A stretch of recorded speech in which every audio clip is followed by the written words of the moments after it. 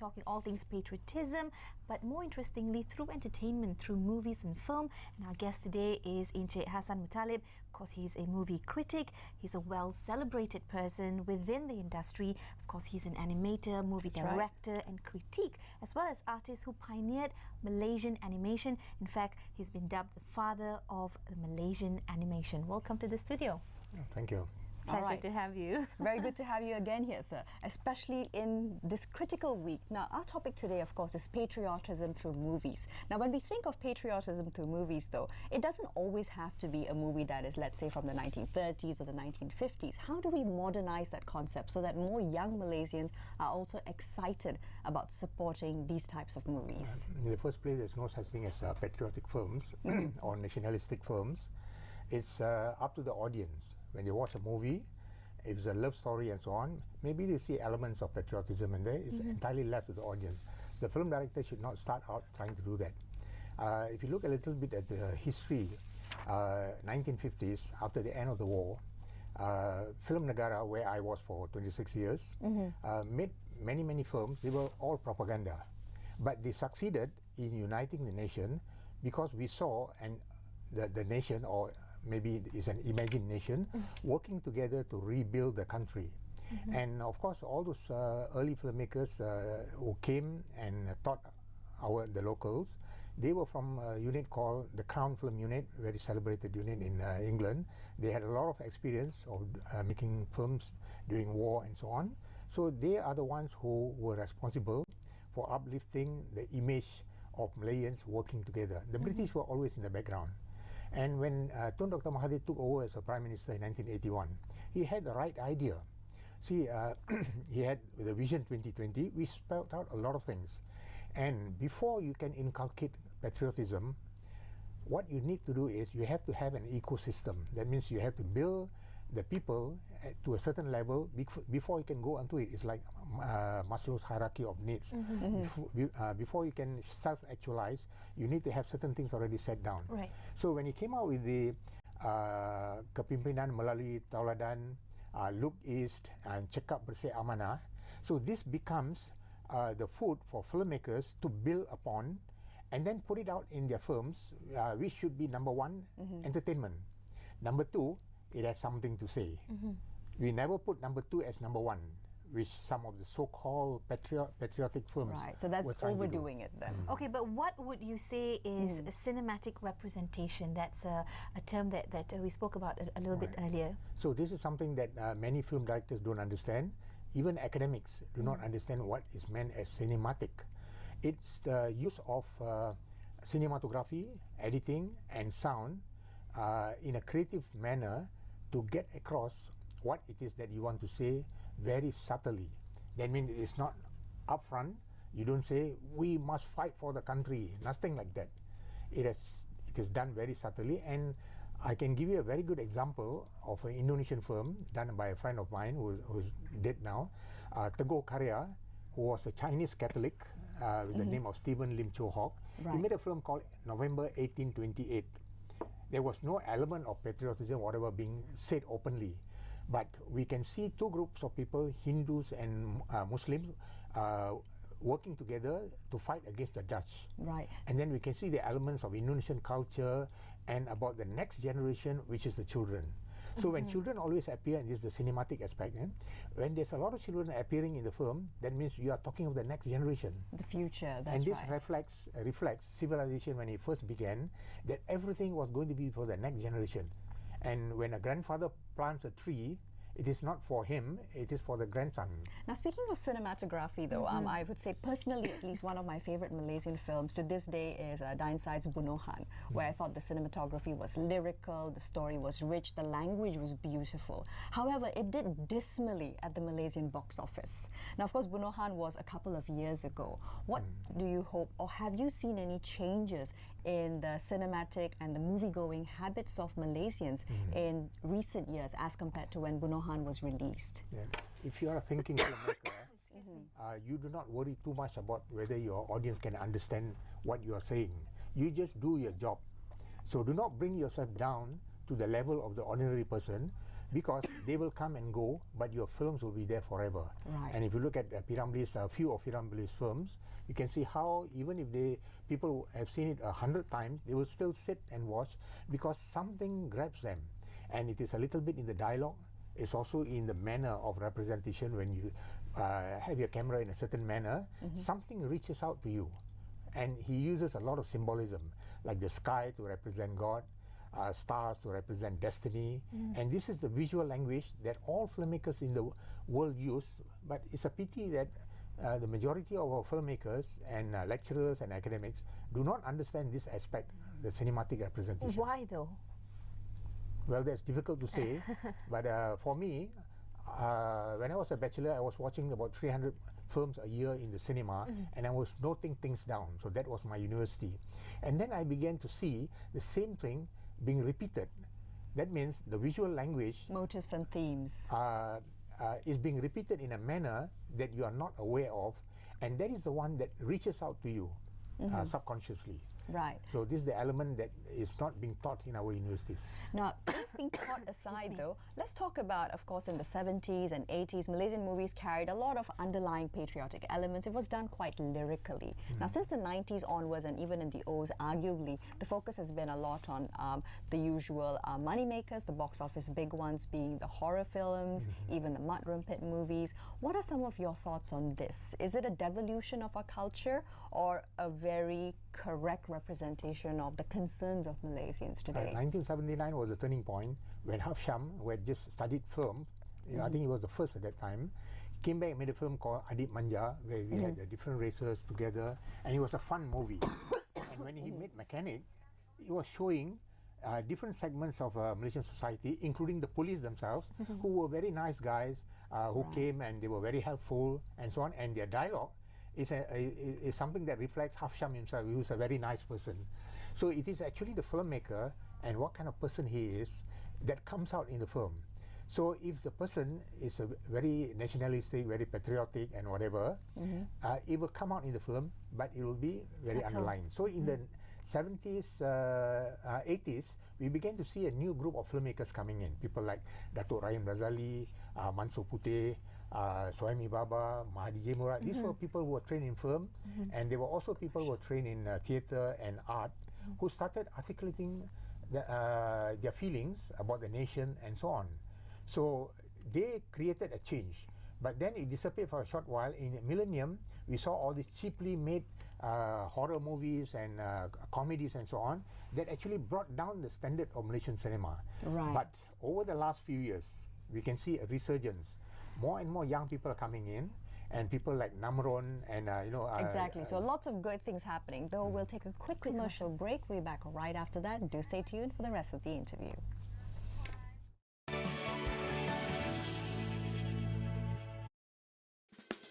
Berjalan-jalan ke tanah rata. Singgah sebentar membeli air kelapa. Perut berbunyi, lapar tak terkata. Mecik! Sedap! Jom kita saksikan dulu koleksi tahu apa.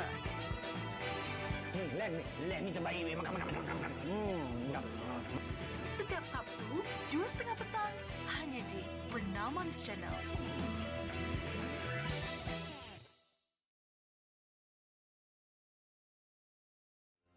Mengupas isu semasa, merangkumi politik, ekonomi, sukan serta hiburan.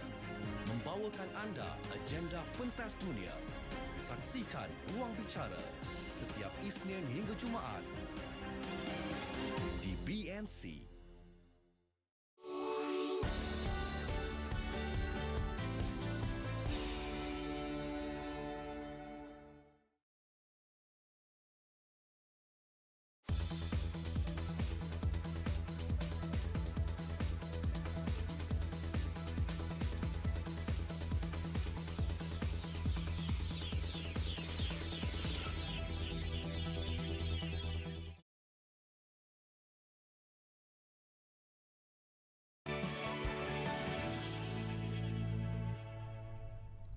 Welcome back to Bernama Today with me, Tamina Kaji. Now we refocus back into the interview with Encik Hassan Muthalib, film critic, speaking about all things Merdeka, patriotism and the depiction of not just culture but the spirit of Malaysians through the medium of film.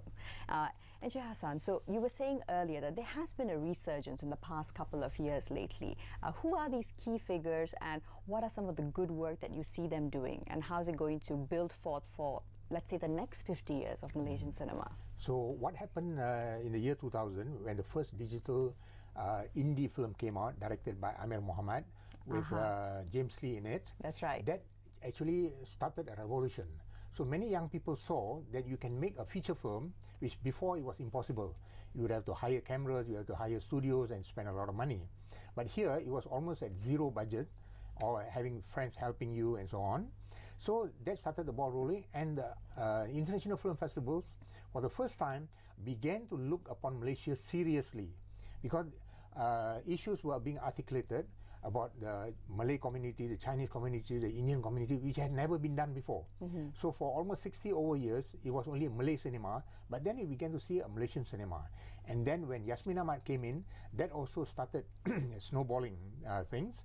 And then we began to see people like Yu Hang, Tan Chui Mui, Deepak Kumaran Menon, and until today, today, even the major studios are looking at these people for new ideas and so on.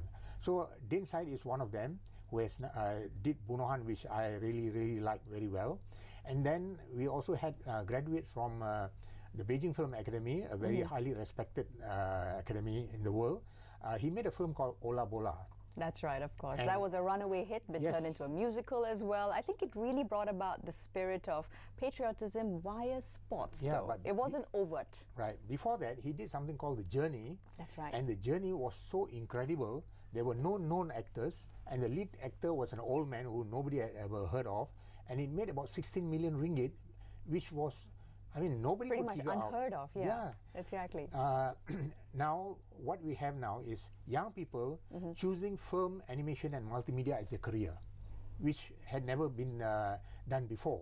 Which means, therefore, we need this ecosystem, and I think that was beginning to be developed through these digital indie filmmakers, and coming to a point now where we had a film called 1-2 Jaga, which was openly talking about police corruption, and I must congratulate the censor board for letting it go. That's right. Because I think now things we all have to changing. work collaboratively, right, to make the industry not just sustainable but interesting. It's not just the filmmakers, but also the bureaucrats and other people giving the funding and things like that. They have to all come together, and then we can see a brighter future ahead for us. Exactly. So all of this is speaking about the wider picture. But coming back to the essence of movie making, of films, one cannot run away from the fact that storytelling is the key link back to identity.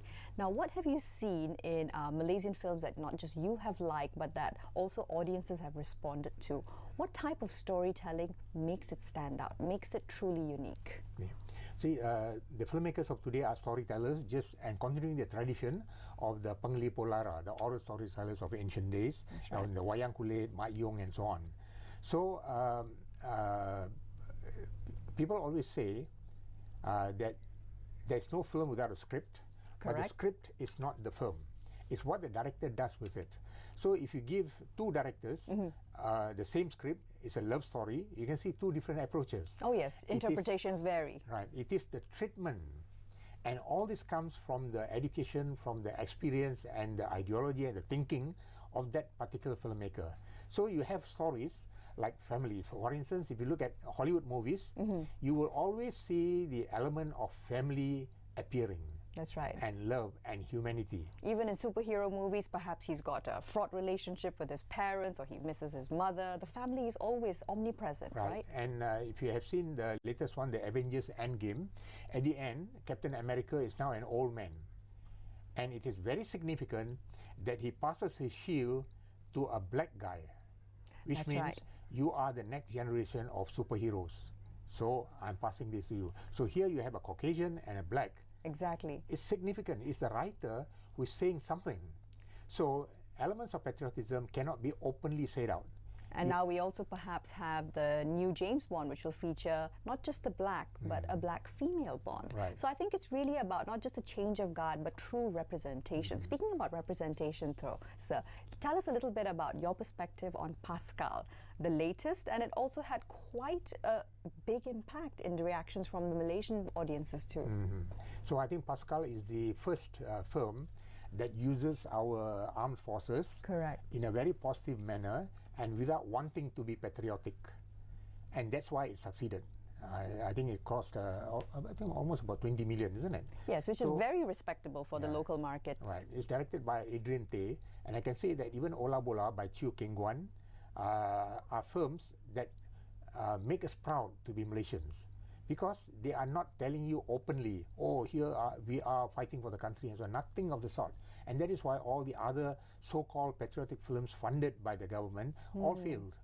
Exactly, because people also, I think, the instinct to rebel is automatic. If you're told, do this, oh, you want to do the other thing then. Right. So back to the cinematic representation in films. If you have seen the film called Fist of Fury, Bruce Lee, at the end, he's going to be shot by all the policemen. But how did the director represent him and make us feel that he's a hero even though he died? So he's facing them, and then he's leaping in the sky and giving a flying kick, and then the picture freezes. So we do not see him actually getting shot. So that remains in our mind.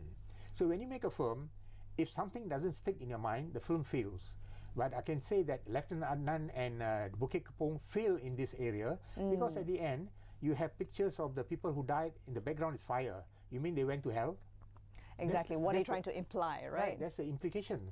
And in Lieutenant Adnan, we see him being killed. You shouldn't do that. You'd have him running towards the camera with his gun, shooting and so on, and yelling. That will remain in our minds. So unfortunately, we do not have good writers, and that's the problem. Right, so it's about choosing moments as well. And when you say choosing moments, let's talk about another film. It was quite a small one, but it made quite a big impact, particularly among the Malaysian Indian community. Came out a few years ago, talking about Jagat. So stories like that, even if you may not have the budget or even the ideation for very fluid shots, for beautiful cinematography, sometimes the story is so integral that stands out. That gets the heart of the audience. How can we encourage more young Malaysian filmmakers to just go with their heart and tell the story first? Some of the films, if you look at the classic movies, they are always very positive at the end, even though the hero fails. But something positive is given so that when we leave the theatre, we think about it. Now, will he succeed? That means it's a good film. I have a problem with Jagat, even though it's very well done and it is very personal. When a film is very personal, it will reach out to your audience, and I think that is what happened with Jagat. Correct. I like the way he told his story, but at the end, he is too negative. He does not give us some hope for the future. The protagonist is just there, stuck in his spiraling. And I know that he has suffered in the industry, even in school. So that boy is actually Sanjay himself. So he was very much into it, but it's his first film. I'm sure he will do even better. That's right. Often movie makers are also autobiographical. But now moving in from autobiographical, from storytelling to the bigger governing body, FINAS. What do you see as FINAS's role? And now it's already been more than a year past a change in administration. Have there been any key changes within administration, FINAS-wise though? FINAS was an idea mooted by the one of the directors of Film Negara, Muhammad Zain Hussein, and it was in 1975. Right. And the government reacted to it very positively. It was to change Film Negara into a corporation. Finally became FINAS, because they had the facilities, they had the people and everything. But unfortunately, it was hijacked, and somebody gave the idea of starting something. So I was involved with FINAS from the very beginning of 1981, and I was with them running workshops. I was on various panels and so on. But it was in 2006 when we saw a sudden change, when a politician was put as the Director General. Everything went down the drain. Right. So things were being done for a political party rather than for the industry. And when Dato' Kamil Osman became the Director General, the industry began to see something new. Something different. His track record at Multimedia Development Corporation, that he brought animation industry to an international level in only 1 decade together with his team. and he was going to do that the same. But there was strong reaction from his staff himself. So for almost a year, he was trying to solve the staff problem to get them to come back and converge to what to be aligned with the vision. To be aligned, and that didn't happen. And so they started a controversy, and his contract was not renewed. Exactly. So it's a pity if they We're being could very bring him frank back. here. So when we speak about it, it's also about the fact that there's a lot of disturbances among the civil sector itself, whereby it stops overall change for the better, for everybody involved. So how do we actually also build a mentality towards creativity among the industry regulators themselves? My opinion is FINAS is not relevant anymore because it has failed in what it was supposed to do. Fair enough. And as long as you are having the heads of section, the same people, nothing is going to change. So what is required now is, and I and Dato' Kamel, we prepared a paper and for Tun Daim, and to change it into a film commission. But that will involve in changing the FINAS Act and making a lot of other changes, which will take too long. So I do not know whether the paper actually reached YB Gobin. We said that these are the steps we have to take, and these are the things we got to do, and it has to be a small team. Now FINAS has 400 staff. What are they doing? And it's a big drain on the resources. Exactly. So in the industry itself, people like Amir Muhammad, who is a very innovative guy, he made films that brought our films internationally. Then he started a book publishing, and that also became a success. And now he's doing what FINAS should be doing. He has started a studio called Kuman Pictures. That's right. And he's giving opportunities to young people to make low-budget movies, and then he's even telling the audience, if on the first day you didn't like the film, we'll give you your money back. You see the kind of thinking that is required in the present day. Exactly, being flexible enough so that people, first and foremost, they just start being creative. They're not scared of being creative. And small studios like Red Films and so on, they are also giving opportunities to young people because they know more and more people are learning about film, and these are the people who should be given the chance. So the industry itself is, in a sense, providing an ecosystem, but on the other hand, we still have some charlatans in the industry who just want the grant. Half of it goes into their pocket. Very and it true. has been happening. And I can personally attest to that, having been involved in productions as an actor, as a performer, whereby you quite clearly see where the budgets are going to. Now, when we speak of the bigger picture, though, let's talk about Malaysia's opportunities as filmmakers, as storytellers on international platforms like Netflix. Quite recently, local director Zahir Omar's Fly By Night has actually premiered on Netflix. So is that the direction for the future? That is the direction for all the filmmakers in Asian countries, because now the West has run out of ideas for their story. They are looking at other kind of All they stories. do is superhero trilogies, or they remake the old Hollywood bonanzas into a slightly modern interpretation. So we also have one filmmaker, Mamat Khalid. That's right. All his films are about the nation, but he uses parody to get it across. And he's criticizing many people, the government, the ministries, all the people involved. Now, he should be a mentor to the younger people, and it's a pity that, he's got ill health now. But I think for me, myself, I'm very excited looking at all these films that you have been mentioning. And there are now avenues for putting it on Netflix, HBO. In fact, Yu Hang has been directing for HBO and also Brown Palare. That's right. All right. So on that note, Encik Hassan Muthalib, always a pleasure to have you in the hot seat. Thank you very much for being here today. And on that note, we end Bernama Today. We will see you again next time. Stay tuned.